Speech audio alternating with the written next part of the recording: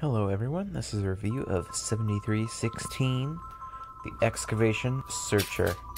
It has 471 pieces, which are used very well in my opinion, and it also came out in 2001. And it's part of the Life on Mars theme, which is an incredible and unique one. Okay, let's take a look at these instructions. Now, the cover art is super awesome. This would have been the box art as well. And it's just a very nice picture with a super awesome background. You can see the inside's pretty interesting, very Mars-y, and it also has, the characters over here. And the colors are kind of off for the pieces, which makes it harder to build, in my opinion. And let's see if I can get to the back here, where they actually have photographs of the set. And it's showing some combiner models. Only 57 pages, which is not a lot. It's just showing things you can do with the set. And this crazy combiner model, which I would love to make. And then here's the back advertising some of the other sets. I have that one, and the biggest one. Which is that one. And I'm planning to review the biggest one. The smallest one is not complete.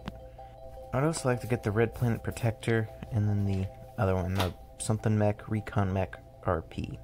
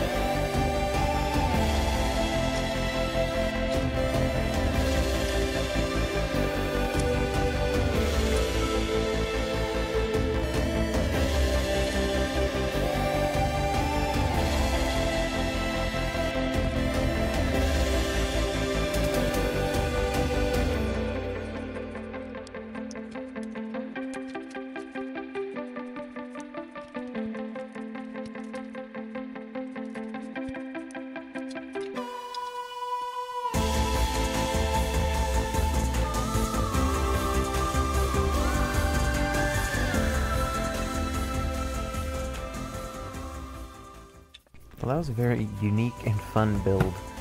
The colors were kind of confusing at some points, but it wasn't too bad. Now then, the set is very large. It's kind of hard to tell. Here's Tahu. Just because of the framing, it doesn't look that much smaller, but I don't know, the set just has a certain majesticness to it that you can't really capture on camera.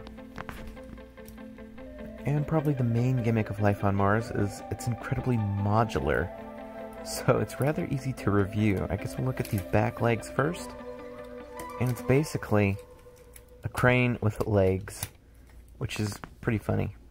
And you can see the crane's just on a swivel. I can just, you know, go 360. And then the actual arm is extremely posable. It is a little plain, I must admit. It's probably the most boring part of the set. And you can pinch these claws, and they're pretty interesting. They were only ever used in, I think, this theme. They might have been in a couple of, like, Agents sets. I could be wrong, though.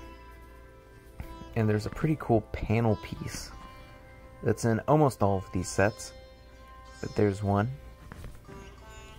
And the range of this crane is pretty crazy. You can see it goes all the way out here, which is very far, and it can go really high up. And it can also get very low to the ground. It can actually kind of be a tripod if you want it to. Which makes it very useful for grabbing boulders.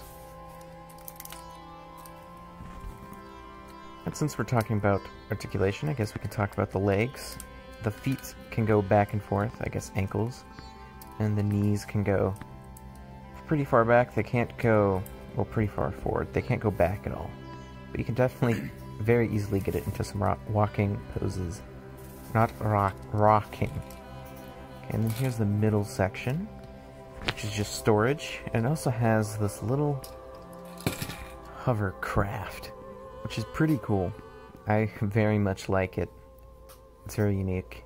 And, you know, here's a little recommendation. Instead of clipping these aliens on, I would slide one arm off, slide the hand on to where you want them to hold, and then slide the arm back in, connecting both bars. Because these arms break very easily, and it's very sad when that happens. So definitely be careful. This thing is very fun. It can glide around, very swishable. It also has little hover things on the bottom. But that's not all to this middle section. It has this pretty cool little guardrail thing that just kind of holds whatever cargo you have in place. You also can use it as a stand. And right now it's holding these boulders, which contain weird energy crystal things. You know, it's Lego, you know how it is. I actually kind of miss the energy crystal gimmick. Yeah, it has these very weird pieces that just have cylinders on them. Very strange pieces. And here's the other one, which has a red crystal. And they're just like 2x2s. Kind of weird. But very interesting and unique to this theme. Now then, they're a little hard to grab with the crane, partially because the rubber bands are so old. I think the rubber bands I have are original to the set, and they're not the strongest. So that can be a little frustrating at times, and it makes it pretty hard to grasp these boulders. Now then, let's take a look at the most boring, but probably the most useful part, which is the front legs. I guess we can actually look at the cockpit first. I think these are pretty self-explanatory, and I love this cockpit. It has so much personality. It's very interesting. It has this claw on one side, which, you know, can grasp things, and this one's a little bit better. Let's see if I can hold the boulder. Oh, there we go. So you can see, there's definitely a way to do it. It can just be frustrating, and they're pretty easy to let go. And on this other side is some sort of sensor, radar dish, or a laser cannon, if you're that kind of kid.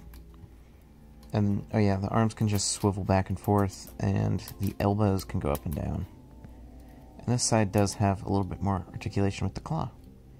And here are these weird radar dishes, kind of like eyes. Cockpit opens straight up. And then you can just kind of flip the guy back. Cockpit's fairly simple, but it gets the job done. It has this very unique canopy. Very cool. And a cool feature of this is you can connect it and make kind of a normal humanoid mech, which is very awesome. And it's a very similar size to the other two mechs, which I don't have. There it is next to Tahu. It's a little bit taller. Here it is next to a normal minifig. It's pretty big, actually.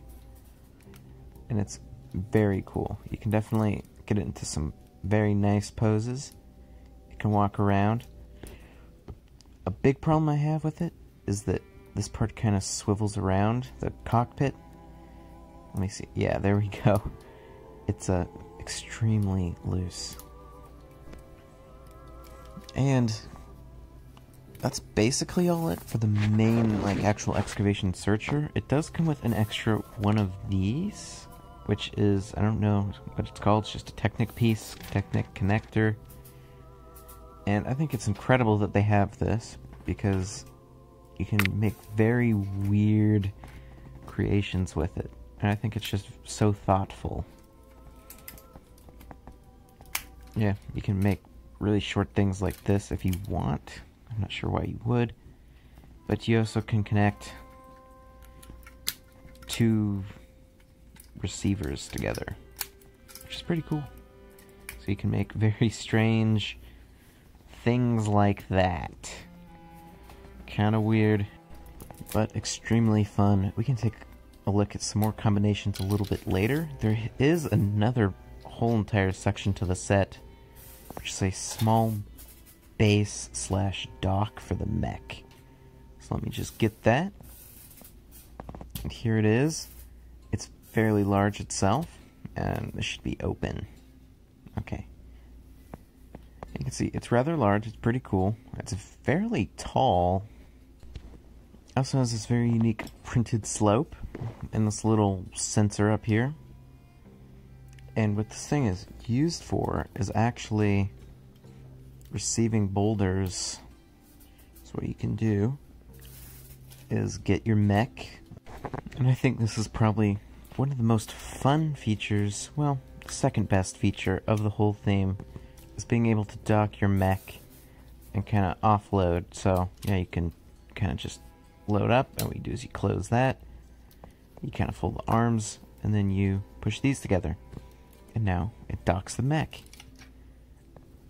But there's another part to this, which is offloading, as I mentioned before. So if you take the back of the mech, you can actually plug it in like so. It's a little hard to get all of this on frame. It takes up a lot of space. So you can just load up your boulders, plug this in, try and grab them, which can prove to be a little tricky. So I'll just kind of pretend. There we go. You swing the arm around. The arm has so much articulation, it's very easy to get around obstacles. Drop it in, and it just rolls right down. And ready for scanning. It's pretty cool. Let me just show it, I guess, from a few other angles. Boop. Pretty cool. You know, I never really played with that type of thing as a kid. I preferred, you know, mech action, but it's very fun for people who enjoy that type of thing. Offloading and all sorts of stuff like that. This part can also come off, which is very nice, and you can use it as another segment for the mech. And I guess you can attach the mech to the dock, but that's a little weird. So here you go. If you want just a kind of scanning section, you can do that, which is very nice. I love it. And you also can make a centaur, which I forgot to mention, which looks pretty cool.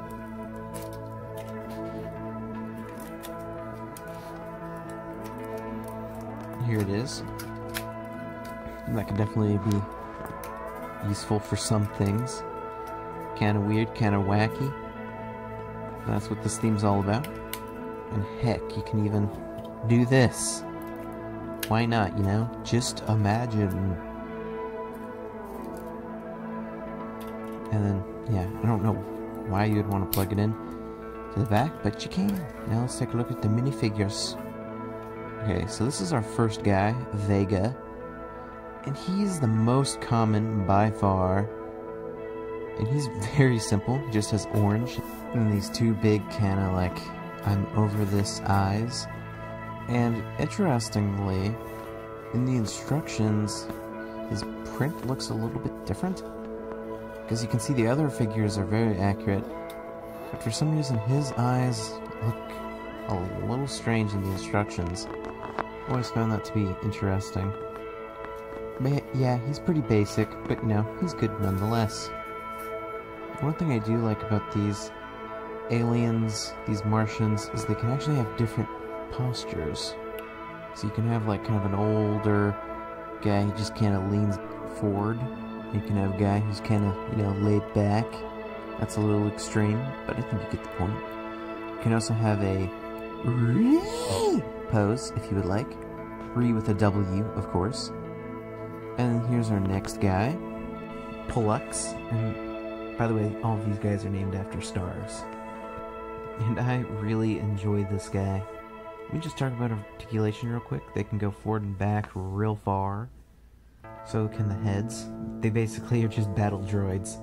And the arms can go almost 360 degrees. They kind of get stuck on the head. And they're a little bit shorter than a minifig. But, it's not that noticeable. And I really like his detail. He has mud and this really cool respirator. Also has this gray suit. Here's the last guy, Canopus. And I think he's kind of like the main guy of the set. He has a tan suit, and the mech is tan, so I feel like it's kind of his. And then he also has a very interesting mask. I'm not sure if he just lost an eye or if he just has a magnifying glass. Okay, so originally in 2001 it was $50, which adjusted for inflation that's about $70, which for, you know, 471 pieces, that's kind of a lot, but there's lots of large ones. It only comes with 3 minifigs, but I think that's enough. I think it's an awesome set, definitely recommend. You should go get it. It is kind of hard to find though, but that's all I have to say, so peace.